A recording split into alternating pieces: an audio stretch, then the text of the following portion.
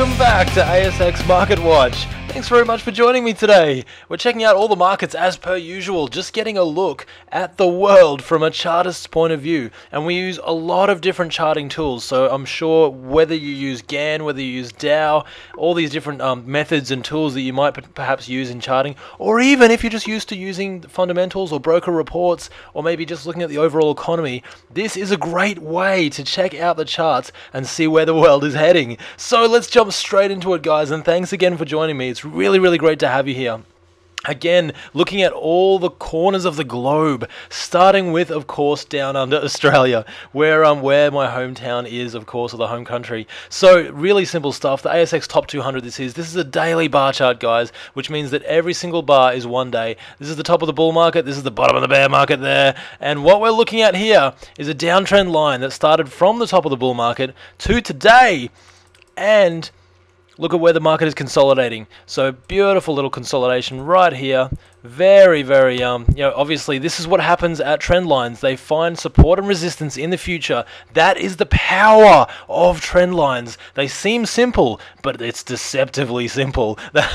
So really they are actually quite a powerful tool, and that's exactly what's happening here. Now, what else is happening? It's a little pennant or a flag formation. What does that mean? That basically means this little square formation here. We've got this little consolidation. Now what that means is that usually, and again this is something, a phenomenon that was brought to my attention by a phenomenal Australian trader, Nick Raj. He says that the market tends to consolidate at previous highs or previous lows.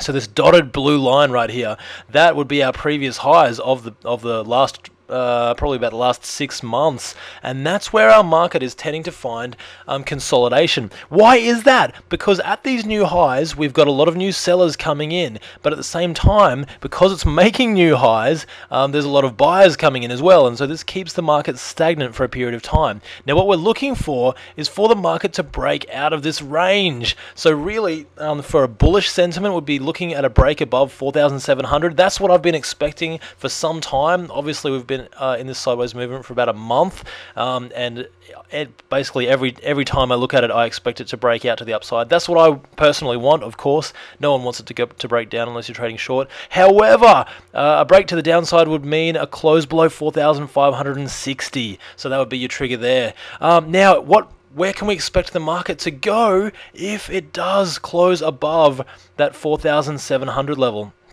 Well, let's just have a quick look, and based on projections, so price projections, so this is our previous move, this one here, and 161.8% of the previous move. This is an Elliott Wave, if we were counting this next move as what's called a wave 3 in Elliott Wave, guys. So this would be 161.8% of the previous move is the highest probability move that we could find under these circumstances or in this situation. So that is what I'm personally expecting. Again, you have to trade by your own rules, and you have to have your stop losses in place and proper money management, because you never know what the market will actually do.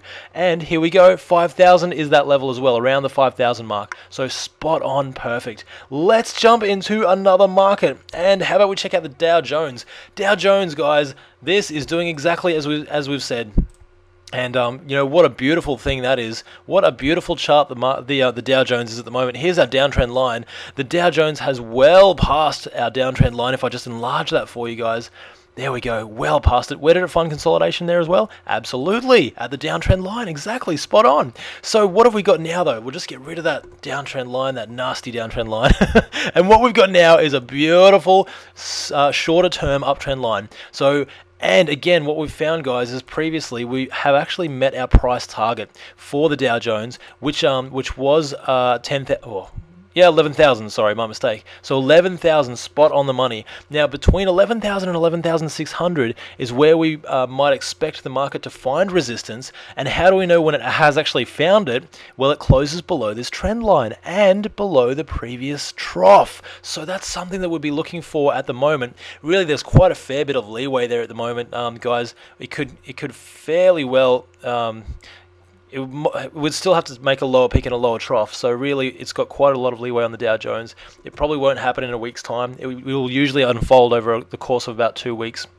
or longer. So Dow Jones is perfect, and again the top target for that one is the 11,600 currently, and on a longer term around about 12,000 I believe we checked out last week as well. If we just have a quick check of that longer term from the previous bull move that we've had, which was just fantastic, and 75% of that would be 12,000. So that would be our initial longer term target for the Dow Jones. And again, baby steps, guys. Use your own trading methodology, entries and exits, solid trading management, money management, and stop losses. The gold, the best stuff. Use your stop losses and make sure you save your money in the markets. Keep it safe. Next one, just quickly, the FTSE.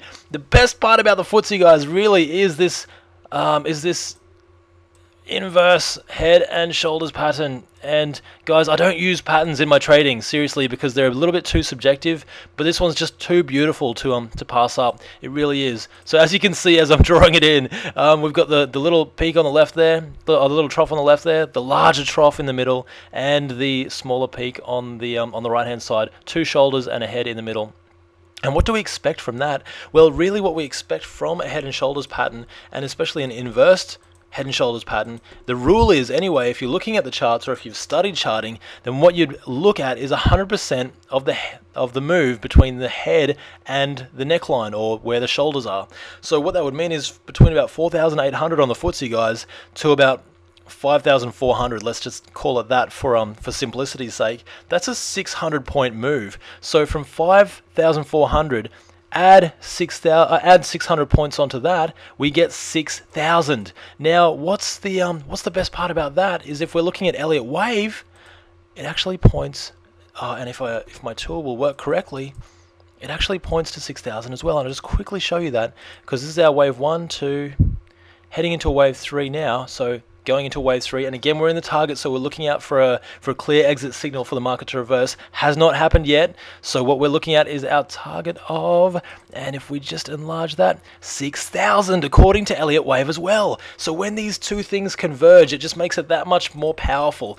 It's just one of those things, like, I mean, Gann said use all of your tools all of the time, and that's something that you really should be doing. Here's our uptrend. Obviously it's well above that uptrend. That's a really steep and shorter term uptrend, so it's got a lot of leeway there. It could really come back to 5,400 quite comfortably for the FTSE and still be in bullish territory. So happy days on the FTSE. And again, where do we call this? We call this way back here, and even way back here in July 2010 for the current bull run, and the more recent one back in September. So obviously things are going great on the FTSE.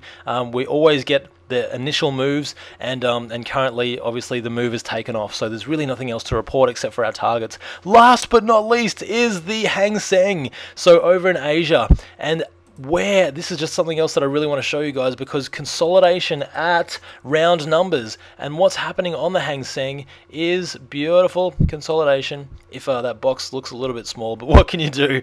Consolidation at round numbers, 24,000, and that's where it's hitting. What are we expecting on the Hang Seng? And I've actually already drawn it in just from my own personal analysis. This is that previous move over from March 2009 to about December 2009.